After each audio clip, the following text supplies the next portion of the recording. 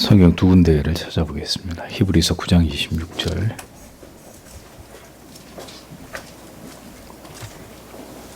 히브리서 9장 26절 먼저 읽겠습니다.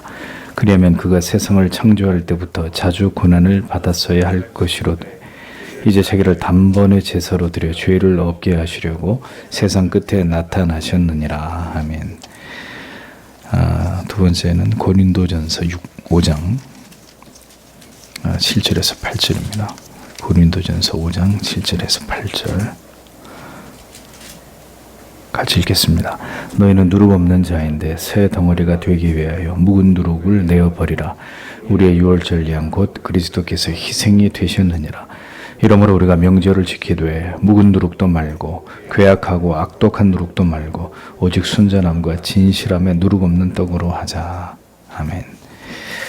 자, 여러분, 미사에 대해서 여러분들이 기본적으로 가톨릭의 미사가 왜 그리스도의 성찬을 더럽히는, 기독론적으로 그리스도를 왜 다시 십자가에 계속 못을 박게 되는 이런 중대한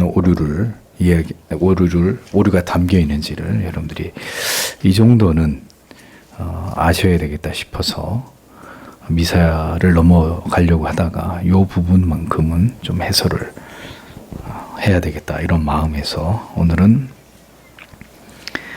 미사는 주의 성찬을 무효화시키는 불경건한 것임 18장 교황제의 미사, 그리스도의 성찬을 더럽힐 뿐 아니라 말살시키기 위해 하는 모독 행위이다라고 칼빈이 이렇게 제목을 붙였는데 1항에서 7항까지를 해설하도록 하겠습니다.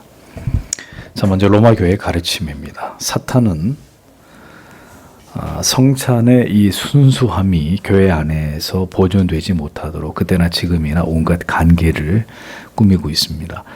그러니까 사탄의 역사라고, 가톨릭이 성찬의 의미를 미사를 통해 더럽힌 것을 사탄의 역사라고 칼빈은 이미 이렇게 간주를 하고 있는 거죠. 성찬의 의미를 흐리게 하고 왜곡시키고 지워버리기 위해서 한 가지 표정을 만들어낸 것이 바로 미사다. 이렇게 칼빈은 직격을 하고 있습니다. 미사는 죄사함을 얻게 해주는 희생 제물이요 제사라는 믿음을 조장해낸 것이라고 칼빈은 이렇게 얘기를 합니다. 칼빈이 가톨릭의 미사에 대해서 강력한 비판의 입장을 취하는 것은 미사가 성찬의 아름다운 의미를 지우고 더럽혔다고 보기 때문입니다. 성찬이 아니라 미사가 하나님의 은혜를 획득하는 수단이요 하나님과 화목해 되는 제물이라고 가톨릭은 이렇게 주장을 하기 때문에 칼빈은 지금 이것을 비판하고 있는 것입니다. 미사의 행위는 산자와 죽은 자들의 속죄를 위해서 하나님께 보속해드리는 일종의 유화 수단으로서의 조작된 것이다. 칼빈이 이렇게 비판을 합니다. 미사는 그리스도를 현저하게 모욕하며 십자가를 파묻고 짓누르며 그의 죽으심을 망각하게 만들고 그의 죽으심으로 말미암아 우리에게 임하는 은혜를 소멸시키며 그의 죽으심을 기념하도록 우리에게 남겨져 있는 성찬을 약화시키고 파괴시키는 것이다. 이렇게 비판을 합니다. 자, 그렇기 때문에 하나님의 말씀을 통해서 이 미사에 그릇된 것을 분명하게 드러낼 필요가 있다고 칼빈은 기독교 강요 안에서 강력하게 주장하는 것입니다. 가톨릭의 미사가 얼마나 그리스도의 성찬을 모독하고 더럽히는 것인가를 이번 기회를 통해서 우리는 분명하게 이해할 필요가 있습니다. 왜 칼빈은 가톨릭을 적그리스도적이다라고까지 정의했는지, 가톨릭의 미사를 어떤 비판적 관점에서 바라봐야 되는지를 우리가 정확히 이해할 수 있게 되기를 바랍니다. 자, 그래서 두 번째, 미사는 그리스도에 대한 모독이다 이렇게 이야기를 합니다. 미사가 왜 그리스도에 대한 불경과 모욕이 될 수밖에 없느냐, 칼빈은 설명을 하고 있습니다. 그리스도의 제사장직은 구약시대의 제사장들처럼 일시적인 것이 아닙니다. 구약의 제사장들은 생명을 다하면 죽어야 돼요. 그러면 그 다음에 또 누군가가 제사장의 직무를 수행해야 되죠. 제사장들의 생명이 영구하지 않고 따라서 그 직도 영구할 수가 없었습니다. 그러니까 죽은 제사장을 대체할 후계자가 반드시 필요했다는 거죠. 그러므로 하나님께서는 성자 예수 그리스도를 멜기세덱의 반차를 쫓는 영원한 제사장으로 임명하셔서 그로 하여금 영원토록 제사장직을 수행하게 하셨다라는 거죠. 멜기세덱이 누굽니까? 구약 속에 등장하는 신비한 제사장이에요. 이 제사장이 어디서부터 왔고 어디로 갔는지 성경엔 그런 기록이 없어요. 근데 이미 아브라함 시대 때 이 멜기세덱이라는 신비한 제사장이 등장을 합니다. 그러니까 성경은 그를 하나님의 제사장으로 소개한 이후에 다시 그를 언급하지 않으므로 그의 생명이 끝이 없음을 시사를 하고 있습니다. 그런 의미에서 이제 그리스도를 소개할 때마다 이 신비한 멜기세덱의 반차를 따르는 제사장이다, 이런 수식어가 붙는 겁니다. 반차는 순서, 차례를 의미합니다. 그러니까 그렇게 그리스도는 단 한 번의 영원히 제사장으로서의 모든 소임을 다하셨음에도 가톨릭은 날마다 사제들에 의해서 미사를, 제사를 드림으로 그리스도께서 단 한 번에 영원히 완성하신 제사를 무색해 하고 있다는 말이죠. 그게 바로 미사입니다. 그러니까 이런 악한 행위는 그리스도의 존귀를 빼앗고 영원한 제사장으로서의 특권을 성자로부터 박탈하는 것일 뿐 아니라 하나님의 우편 보좌의 그리스도를 끌어내리는 것이다. 칼빈은 이렇게 강력하게 비판을 합니다. 그러니까 그리스도의 자리를 누가 뺏은 거죠? 사제들이 뺏어서 사제들이 대신해서 여전히 하나님께 제사를 드리고 있다, 이렇게 보는 거예요. 그러니까 얼마나 이 캐톨릭이 사제주의, 교권주의를 띄우기 위해서 이런 추악한 짓을 했는지, 참남한 짓거리를 했는지를 알 수 있는 부분이에요. 그리스도가 영원한 제사장으로 자기 자신이 제물이 되어서 영원히 단 한 번에 모든 속죄를 그분이 이루셨는데, 아니 사제를 통해서 계속 제사를 드려야 너희 죄가 계속 용서되는 거야. 참 기가 막힌 주장입니다. 그리스도의 부사제로 그리스도를 대신해서 우리가 계속 제사를 드려야 된다. 사제들이 이렇게 캐톨릭이 주장을 하는 것입니다. 죽음으로 직무를 이어갈 수 없는 제사장들을 위해서 새롭게 제사장을 세우지만 죽음으로 방해받지 않으시는 그리스도만이 유일한 제사장이시고 다른 그리스도를 보조하는 자가 절대로 필요가 없는데도 불구하고 사제들이 우리가 제사장들의 후예다, 그리스도의 제사를 보조하는 존재들이다, 이렇게 주장을 하는 거예요. 그러니까 사제들의 조상이 멜기세덱이다, 이따위 소리를 하고 있는 거죠. 멜기세덱이 빵과 포도주를 드렸다는 말씀에 근거해서 이것이 바로 자기들의 미사를 예표한 것이다 라고까지 주장을 합니다. 그러나 멜기세덱이 내온 빵과 포도주는 아브라함과 그의 동료들이 여행과 싸움에서 지쳐 있어서 그들에게 식사를 대접한 것일 뿐이지 제사와는 전혀 무관한 것입니다. 막 아무거나 갖다 붙이는 거예요. 다만 창세기 14장 18절에서 그는 지극히 높으신 하나님의 제사장이었더라 라는 말씀을 근거로 그것이 바로 사제들인 우리들을 향한 칭송이다, 이렇게 캐톨릭은 주장을 하는 것입니다. 그러니까 참으로 가톨릭의 성경에 대한 이런 어리석은 해석과 아전 인수격의 해석, 주장, 어디까지인지 알 수 없는 부분입니다. 그러니까 칼빈의 기독교 강요를 통해서 캐톨릭을 들여다볼수록 왜 칼빈이 교황을 적그리스도적이다라고 얘기했는지를 충분히 알 수 있는데, 누구도 칼빈만큼 캐톨릭을 분해해서 카톨릭의 비성경성을 밝힌 사람이 없기 때문에 칼빈 이후로 칼빈의 기독교 강요에 대한 이해가 없는 개신교의 신자들은 캐톨릭을 어떻게 볼까요? 전혀 그렇게 보지 않는 거예요. 아까도 예배 전에 말씀 나눴습니다. 캐톨릭도 기독교라고 생각하고 개신교의 큰 집이라고 생각하는 거죠. 똑같이 예수 믿는 거라고 생각해요. 아무 개념이 없는 거죠. 가톨릭이 이단이라고 얘기하면 그런 분들이 깜짝 놀라면서 캐톨릭이 왜 이단이냐고 가톨릭을 변호해 주죠. 이것이 가톨릭에 대한 총체적 무지 때문이라는 걸 절대 다수의 기독교인들은 모르는 것입니다. 칼빈의 기독교 강요를 체계 있게 이해하지 않고는 왜 캐톨릭이 이단인지를 이해할 수 없습니다. 영원히 살아계신 그리스도께서 영원한 제사장이기 때문에 제사장직의 존귀는 이미 죽어 없어지는 인간들에게서 영원히 사라졌는데도 불구하고 여전히 사제인 자기들이 제사장이다, 이렇게 우기고 있는 겁니다. 지금도.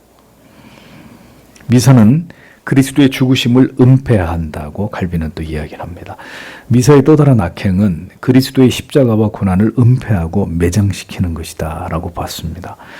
그리스도께서 자신을 이미 단 한 번에 완성된 속죄의 제물로 하나님께 자기를 드렸음에도 그들은 제단을 만들어서 그리스도의 십자가의 그 죽으심을 무력화하고 있습니다. 그리스도께서 영원히 우리를 거룩하게 하시고 영원한 구속을 완성하신 그 단 한 번의 영원한 제사를 불완전한 것으로 만든 거예요. 왜? 계속 우리가 미사를 통해서 하나님을 제사해야 우리의 죄가 계속 속죄된다고 주장하기 때문에 그리스도의 영원히 단번에 속죄하신 그리스도 자신의 희생 제사를 부정하는 거죠. 그리스도의 영원하신 이 단 한 번의 제사의 효력이 끝없이 지속되는 것이 자명한 사실인데도 이것을 가톨릭의 미사는 이것을 부정하는 이런 이제 그 미사가 바로 그런 위치를 찾아가는 것입니다. 그렇지 그리스도의 그 제사의 효력이 끝이 없으면 어떻게 해야 돼요? 여전히 율법 아래서 희생 제물을 드려야 되는 거죠. 그리스도를 높이고 기를 이유가 전혀 없다는 거 아니겠습니까? 소나 양을 드린 제사가 반복됐다는 것은 그 제사가 효력이 없고 미약한 것임을 구약의 제사 제도는 보여주는 거잖아요. 이게 완전하지 않다는 거예요. 그러니까 그리스도가 이 땅에 오셔서 자기를 희생의 제물로 버리지 않았으면 우린 지금도 소 잡고 양 잡고 제사를 드려야 되는 거죠. 성경은 곳곳에서 그리스도께서 영원히 단번에 이 모든 속죄를 완성하신 사실을 우리들에게 증언하고 있습니다. 히브리서 9장 26절 자기를 단번에 제물로 드려 죄를 없이 하시려고 세상 끝에 나타나셨느니라. 히브리서 10장 10절 이 뜻을 따라 예수 그리스도의 몸을 단번에 드리심으로 말미암아 우리가 거룩함을 얻었노라. 히브리서 10장 14절 그가 거룩하게 된 자들을 한 번의 제사로 영원히 온전하게 하셨느니라. 보십시오. 우리가 죄 사함을 얻은 후에는 다시 죄를 사하여 제사 드릴 일이 있어요 없어요? 없단 말입니다. 근데 그것을 있다고 우기면서 계속 미사, 제사를 드리는 게 가톨릭이란 말이죠. 그리스도께서는 십자가 위에서 분명히 다 이루었다라고 말씀하심으로 이 한 번의 제사를 통해서 모든 하나님의 백성들을 위한 대속을 영원히 완성 지으시고 구원에 대한 모든 조건을 이행하셨다는 것을 증언하셨습니다. 그리스도의 제사가 단번에 이루어졌고 그 효능 또한 영원히 유지된다는 것을 하나님의 거룩하신 말씀이 시인하고 있고 강력히 주장하고 있는데 다른 제사를 요구한다면 그것은 그리스도의 제사를 불완전한 것으로 간주하는 반기독적인 주장이 아닐 수 없는 것입니다. 그래서 가톨릭의 미사는 그리스도께서 아버지께 드리는 유일한 제물로서의 자신을 드리신 그 고난을 매장시켜버리고 삭제시키는 것과 전혀 다를 바 없는 것이다. 이렇게 얘기할 수 있다는 것입니다. 그래서 다시 말씀드립니다. 가톨릭은 기만의 종교입니다. 유사 기독교에 지나지 않아요. 혹세 무민하는 이단에 지나지 않습니다. 결국 자기들의 이익을 위해서 성경을 이용해서 철저하게 교황을 높이고 사제들을 높이고 자기들의 교회를 자기들의 이익의 재료로 삼으려고 하는 사악한 이단들에 불과합니다. 성경은 다른 제사는 있을 수 없고 그리스도의 제사도 오직 한 번으로 다시는 반복되지 않는다는 점을 분명히 말씀하고 있습니다.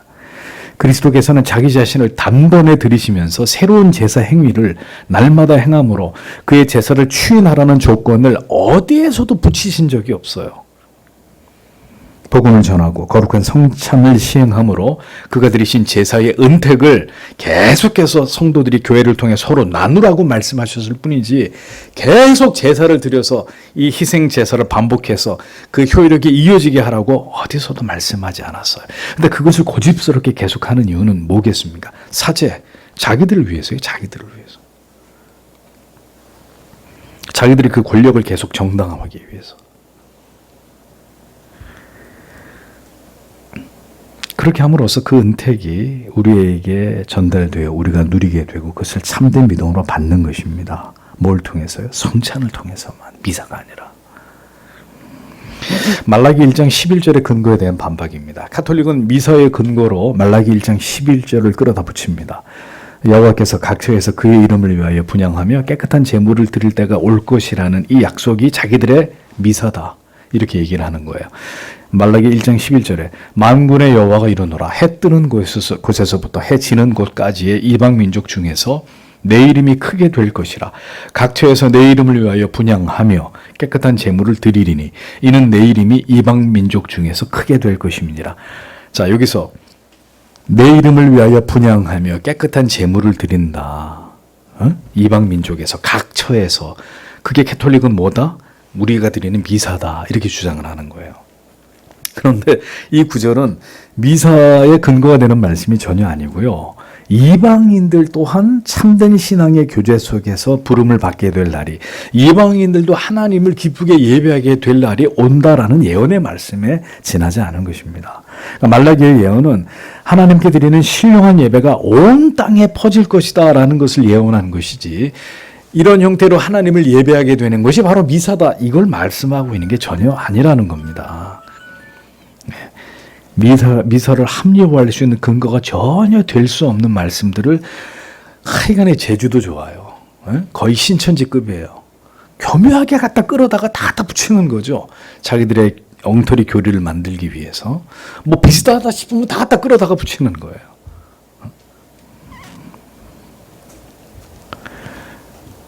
미사는 그리스도의 죽으심을 망각하게 한다. 미사는 그리스도의 참되고 유일무이하신 죽으심을 제거해버리고 사람들의 기억 속에서 지워지는 것인데, 왜 그러한지를 이어서 설명을 하고 있습니다. 주께서는 죄사함과 영원한 의를 주시겠다고 히브리서 9장 15절에서 16절에서 말씀하셨죠. 이를 인하여 그는 새 언약의 중보니 이는 첫 언약 때에 범한 죄를 속하려고 죽으사 부르심을 입은 자로 하여금 영원한 기업의 약속을 얻게 하려 하심이니라. 유언은 죽은 자가 죽어야 되나니 유언은 그 사람이 죽은 후에야 견고한즉 유언한 자가 살았을 때에는 언제든지 효력이 없느니라. 이렇게 기록이 되어 있습니다. 그러니까 유언을 변경하거나 새로운 내용을 첨가하는 자들은 그의 죽으심을 부인하여 하찮은 것으로 취급하는 것이나 마찬가지다. 이런 의미거든요. 그러니까 미사는 이 그리스도의 유언을 바로 더럽히는 새로운 유언이 아닐 수 없는 것입니다. 그 이유는 미사 때마다 새롭게 죄사함과 새롭게 의를 얻을 것을 계속 약속해주고 있기 때문입니다. 미사를 행할 때마다 그러니까 유언이, 예수님이 하신 유언이 계속 반복되는 거예요.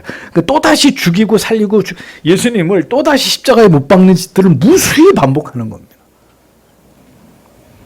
왜? 미사가 그 유언을 계속 확정지어야 되기 때문에 계속 이것을 반복하는 것이 되는 것이죠.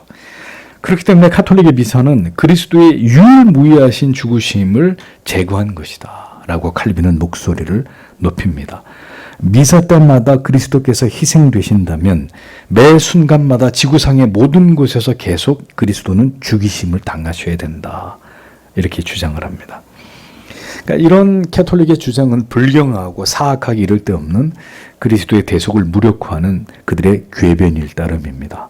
그러니까 이토록 기독론을 더럽히는 그들의 주장이 이단이 아니라면 뭐가 이단적인 주장이에요. 그래서 여러분, 한국 교회 안에서 가톨릭이 이단이라고 각을 세우는 것은 개혁주의 목사밖에 없습니다. 왜? 개혁주의 목사들만 칼빈의 기독교 강요를 통해서 철저하게 가톨릭의 이단성을 정확히 인지하기 때문에 이걸 강단에서 얘기하지 않을 수 없는 거예요. 그래서 개혁주의 목사들만 가톨릭이 이단이라고 분명하게 말하고, 개혁주의를 지향하지 않는 교회 목회자들은 가톨릭에 대해서 언급 자체도 하지 않을 뿐더러 가톨릭을 이단이라고 절대로 얘기하지 않아요.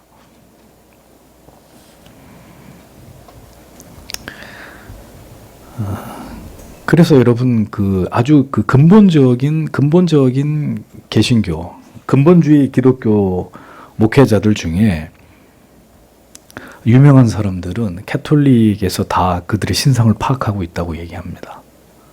저는 유명하진 않지만 이렇게 자꾸 가톨릭에 대한 이단적 발언을 하기 때문에 요주의 인물로 저도 교황청에서 관리를 받고 있는지도 모르겠어요.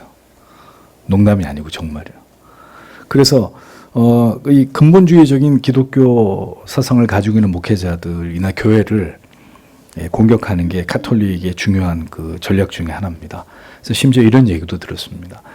그러니까 근본주의적인 목회자들을 무너뜨리기 위해서 가톨릭에서 여자 성도들을 그런 교회에 보낸대요. 그런 목사를 유혹하게 만든대요.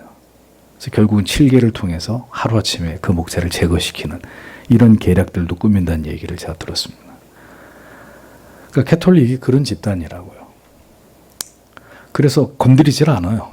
이 개신교에서 가톨릭에 대해서 이렇게 각을 세우고 비판하고 이런 그들의 치부를, 교리들을 다 들춰내가지고 이게 이단적입니다, 성경적이지 않습니다, 이런 얘기 거의 하지 않습니다. 여러분들이 유튜브에 들어와서 보시면 알겠습니다. 기독교 강요를 강요하는 목사들만 가톨릭이 이단입니다라고 명백히 밝혀드리는 거죠. 미사는 그리스도의 죽으심의 은택을 제거한다. 미사는 그리스도의 죽으심을 인정하지 않거나 생각하지 않도록 만들므로써 그 죽으심으로 말미암아 우리에게 오는 은택을 제거해 버립니다. 미사를 통한 구속이 그리스도를 통한 구속의 효력을 무력화해 버렸기 때문이죠. 그리스도께서 죽으심으로 말미암아 죄 사함을 값주고 사셨다면 미사에서는 죄 사함을 얻은 것이라고 말하지만 이는 구속의 조건이 우리 자신에게 있다고 말하는 것과 다를 바가 없는 것입니다. 그러니까 우리가 미사를 드려야만 구속의 죄값을 통해서 우리가 죄사함과 용서를 받는다고 주장하기 때문입니다. 그러니까 우리의 행위, 우리가 그 미사에 참석하는 우리의 행위가 결정적인 역할을 한다고 이야기하는 거예요. 미사에서 우리가 그리스도를 아버지께 드릴 때에 그 행위로 말미암아 우리가 죄사함을 얻고 그리스도의 고난에 참여하는 게 된다고 그들이 주장을 합니다. 얼마나 잘못된 주장이냐고요. 옛날에 제 은사님이 설교하면서 카톨릭을 이단이라고 할 때 그땐 제가 무지했기 때문에 저 양반은 왜 맨날 카톨릭을 이단이라 그러는 거야. 그런 젊었을 때 그런 생각, 어리석은 생각을 한 적이 있는데 제가 이제 이 기독교 강요를 공부하면 공부할수록 흥분하지 않을 수가 없는 겁니다. 카톨릭에 대해서. 그래서 미사에 대해서 여러분들에게 지금 이게 설명을 하는 거예요. 이건 밝히지 않으면 안 되는 문제이기 때문에. 그리스도께서는 성찬에서 죄사함의 보장을 인쳐주시면서 제자들에게 거기서 멈추라고 명하지 않으시고 자기의 죽으심의 제사를 생각하게 하셨는데 이는 성찬을 통해서 하나님과의 화목을 이룰 속죄의 희생물이 단 한 번에 들어졌다는 사실을 사람들에게 가르쳐 주시기 위한 것이었습니다. 그게 성찬의 정신인데 이걸 완전히 깔아뭉개버린 것이죠. 그리스도께서 유일하신 제물이 되시며 단 한 번의 제사밖에 없음을 나타내셨는데도 캐톨릭은 거듭 미사를, 제사를 통해서 그리스도를 매번 다시 십자가에 못 박는 일들을 멈추지 않고 있습니다. 그게 사제주의의 사악함인 거예요. 결국 자기들의 역할, 자기들을 통과하지 않고는 절대로 속죄를 받을 수 없다라는 사제의 고해를 통하지 않고는 너희들의 죄가 사해지지 않는다. 결국 이 사제주의, 그놈의 사제주의 때문에. 우리는 단 한 번에 모든 대속을 완성하신 그리스도의 그 구속의 효력을 그 십자가의 모든 공로만을 의지할 뿐이라는 것을 잊지 말아야 합니다. 여기에 누가 끼어듭니까? 이 그리스도와 우리 사이에 누가 그 사이에 끼어든단 말이에요. 미사는 성찬을 무효화시킴. 미사는 주의 고난을 기념하도록 주께서 새겨놓으시고 심어놓으신 성찬을 파괴시키고 폐지시키는 행위입니다. 미사와 성찬은 그래서 전혀 다른 의미를 갖습니다. 성찬은 그리스도의 죽으심으로 말미암아 우리가 생명으로 회복된 상태에 있으며 계속해서 생명을 덧입고 있음을 약속해 줍니다.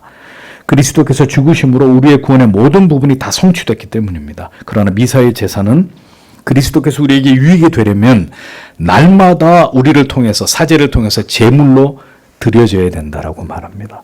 성찬은 우리 모두가 그리스도 예수 안에서 연합되어 있음을 가르치기 위해서 교회의 공집회에서 분배되게 하지만 미사의 제사는 이런 연합을 와해합니다.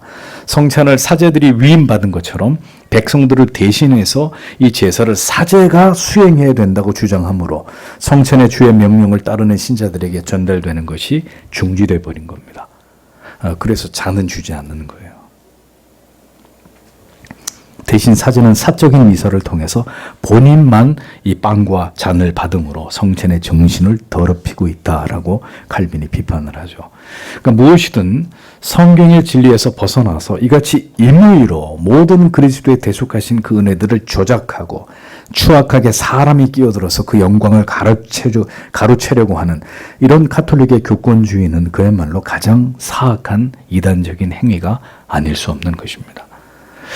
왜 종교개혁자들의 표어가 성경으로 돌아가자였겠습니까? 이렇게 캐톨릭이 엉망으로 하나님의 말씀을 훼손시켰기 때문이에요. 괜히 종교개혁자들이 성경으로 돌아가자 이런 슬로건을 만든 게 아닙니다.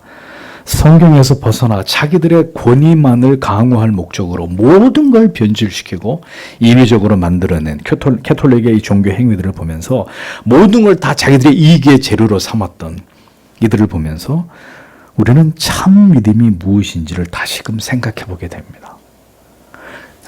그러니까 신약 시대의 율법주의자들이나 바리새인들, 서기관들, 사두개인들, 종교적 권위를 등에 업고 약탈을 일삼았던 그들이나 캐톨릭이나 개신교회에 맨날 기복주의를 얘기하면서 성도들의 헌금을 강탈하는 인간들이나 다 똑같아요. 다 똑같은 부류의 인간들인 거예요.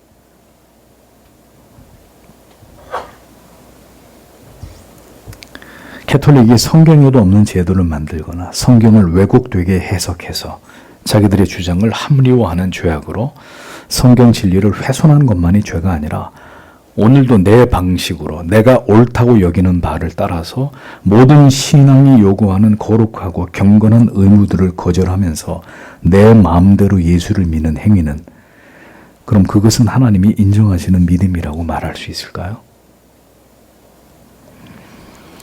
우리의 모든 신앙의 모습들이 과연 누구를 위한 것이며 어떤 기준에 부합하는 것인지를 여러분 진지하게 생각하셔야 합니다. 그렇지 않으면 기독교는 인본주의가 다 잡아먹게 되어 있습니다.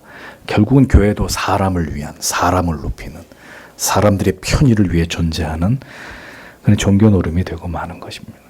기독교는 그런 종교가 아니에요. 많은 자들이 천국에 들어가고자 했어도 그들이 들어갈 수 없었던 것은 그들의 신앙은 그 믿음이 성경이 말씀하는 그것과 다른 것이었기 때문이라는 것을 잊어버리지 마십시오. 우리가 임의대로 판단해서 믿을 수 있는 하나님의 그 기록된 진리가 절대로 아닙니다. 부디 이것을 깨닫고 올바른 신앙으로 진리의 가르침을 따라서 하나님을 경외하는 모든 성도님들이 되시기를 바랍니다. 기도하겠습니다.